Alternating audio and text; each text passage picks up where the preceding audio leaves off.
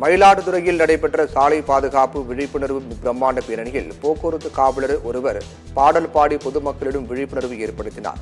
மயிலாடுதுறையில் 35வது சாலை பாதுகாப்பு விழிப்புணர்வு மாத நிறைவு நாளை முன்னிட்டு சாலை பாதுகாப்பு குறித்து பிரம்மாண்ட விழிப்புணர்வு பேரணி நடைபெற்றது.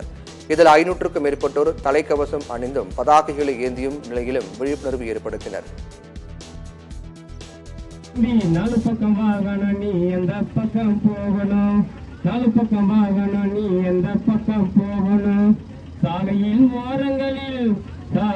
ஓரங்களில் உள்ள போக்குவரத்து தகவல் பலகைகளை பார்க்கணும்.